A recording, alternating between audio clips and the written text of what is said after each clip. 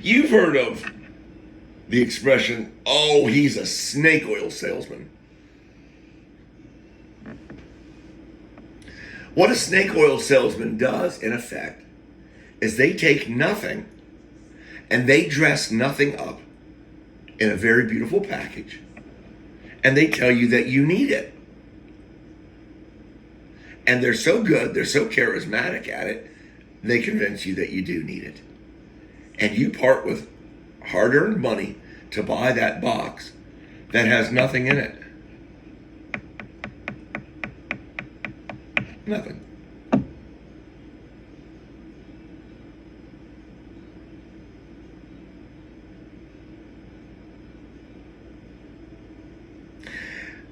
I find inspirational speakers a lot like that. They'll take a lot of your money and hand you this beautifully gift wrapped box to the bow and the card and maybe even a sentiment.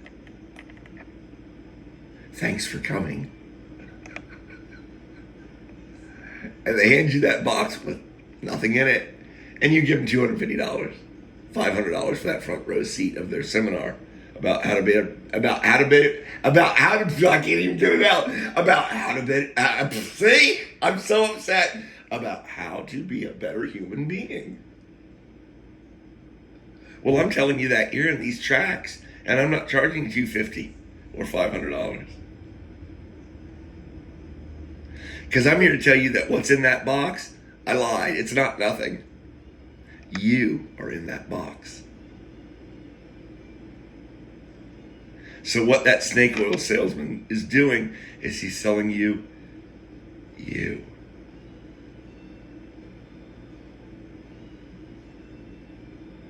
Congratulations. You just parted with a lot of money to be told about you and all the qualities that you possess that you already have. The willingness to want to be a good person or get ahead in business or do this or do that. They're all already there in the box with you. You're in the box. You are already complete.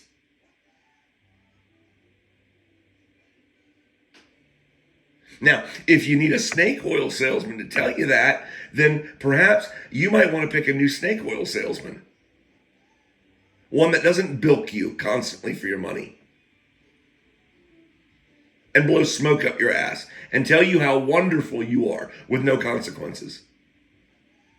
One that will show you truly who you are to the core.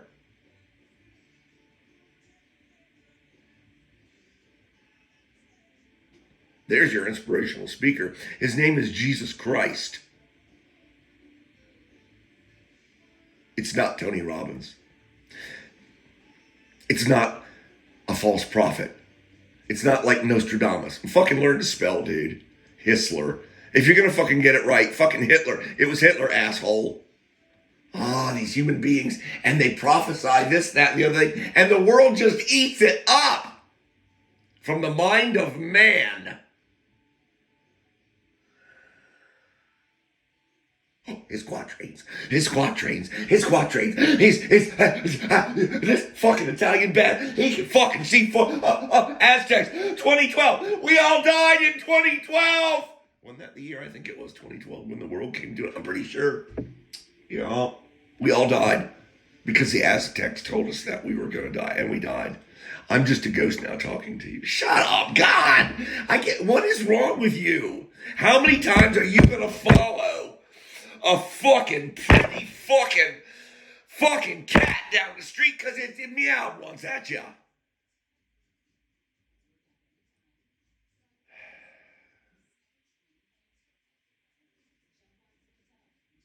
So easy. You're so gullible. God, I'm so easy. I'm so gullible. I'm so ignorant. The human condition. I got my inspirational speaker. His name isn't Tony Robbins.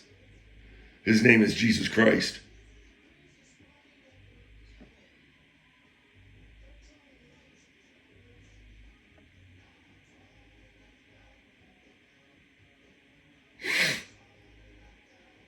him I place my trust, in him alone. And you heard me just be cocky in the past. My faith is so strong in him right now. I'll go to one of Tony Robbins at seminars, and I'll get him on stage, and I will undress him in front of his crowd. And there'll be no stopping me. And there'll be no words he can regurgitate, he can throw back at me. I will speak him down into a puddle in front of his pigeons. Because I hold the truth. I hold the Holy Ghost in my heart. And I have zero tolerance for bullshit now. And Tony Robbins and other inspirational speakers, they're bullshit.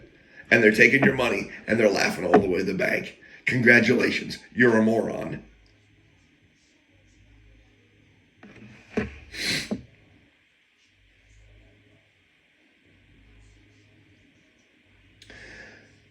It was a long day. A lot of them are when you're self-employed. I guess that's why I have all this shit. I converted my alcoholism when the Lord removed the desire to destroy myself with ethyl alcohol, and I converted it into what my mother had given me, my type A personality, and I became a workaholic, and I made a lot of money. You can ask my former wife. On Christmas Day, get out of there! On Christmas Day, I'm working.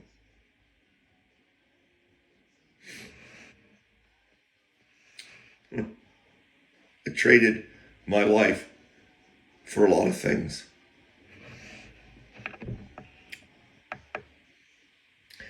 Yeah, man, it was a long day. I was tired. I want to say I was coming back from Virginia. Summer day. Oh, man. I was tired, but not too tired to read that placard. Not too tired to read that light up billboard out in front of that church.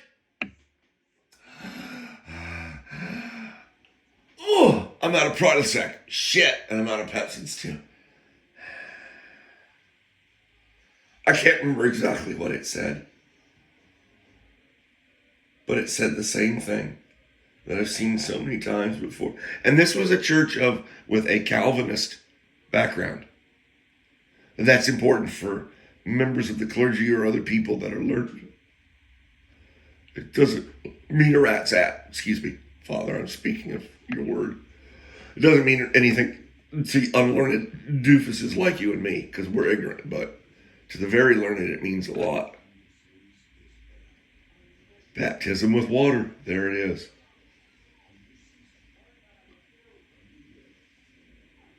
Baptism with water. It never gets old.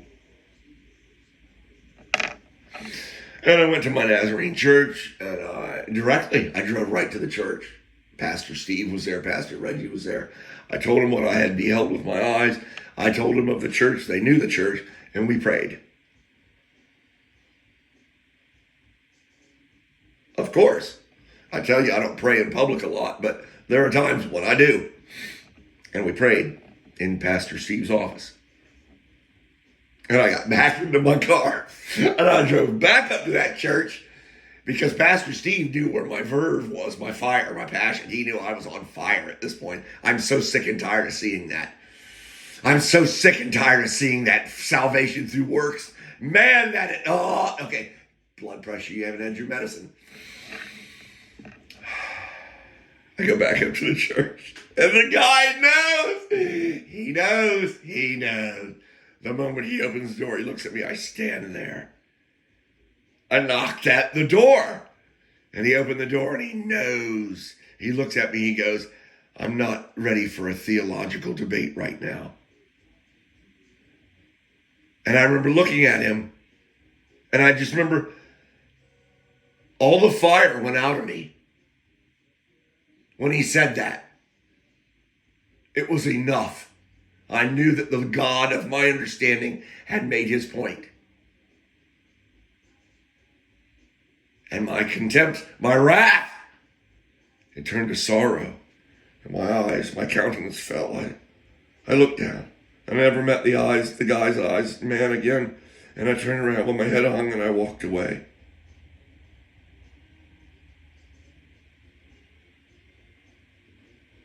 I'm not ready for a theological debate. He knew. And that's how I knew it was enough. Because the Holy Ghost was working amongst us. And I knew that the Lord I knew that I had removed egg from my master's face and I had placed it upon this man's.